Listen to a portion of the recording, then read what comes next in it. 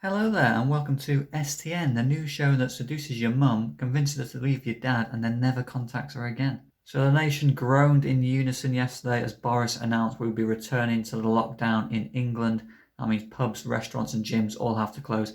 I don't use the gym personally, you'll be surprised to hear, although my wife is a regular visitor for her private yoga sessions with Paolo. Boris announced all this in a press conference that was due to start at 4 p.m, then later pushed back to 5 p.m, and didn't eventually start until almost 7 p.m. There was a lot of talk about why the press conference got delayed. Boris probably just got tied up with one of the cleaning ladies in 10 Downing Street again. These things happen. The press conference eventually got underway. Boris mumbled his way through an opening statement and then showed us some slides that didn't actually fit on the screen.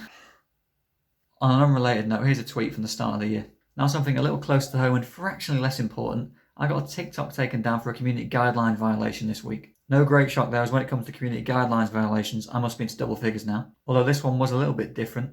Although the video was flagged for hate speech, I didn't actually say anything controversial. Watch the video here, see if you can spot the community guideline violation. You know those Stitch videos that people do where the first clip's a girl dancing in a bikini and the second clip someone's like, oh, what colour were the curtains in the background? And they're really proud of themselves thinking they've caught you out, like, oh, you weren't paying attention, you were watching the bikini girl. Yeah, I don't like those videos.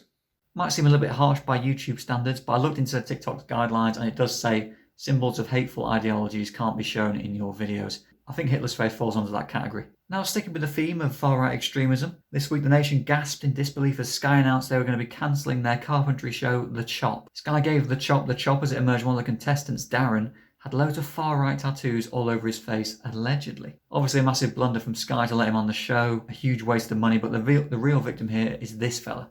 William Hardy. William's a carpenter and was due to be one of the co-hosts along with Rick Edwards and Lee Mack. Carpentry has to be one of the least glamorous professions in the world, and this was William's big chance to break through and be the first celebrity carpenter in over 2,000 years. I'm not saying he would have been the next Jesus, but who knows? Now to complete the unfortunate hat-trick of Nazi-related news stories, the Labour Party this week found another way to further polarise its membership by suspending Jeremy Corbyn. The Equality and Human Rights Commission earlier this week released a report on anti-Semitism in the Labour Party during Corbyn's leadership. Now, I'm not going to go into the details of the report, but it essentially concluded that when it came to handling anti-Semitism, Corbyn and his team were guilty of the political equivalent of wetting the bed. Corbyn wasn't suspended because of the report's findings specifically, more for his reaction to it, as he released a statement on Facebook about 45 seconds after the report got released. In this statement, Corbyn rightly held his hands up, apologised to the Jewish community, accepted that it took his party too long to act, and humbly accused his opponents of overstating the problem. Big Keir obviously wasn't that keen on that part of the statement, so he suspended him almost immediately.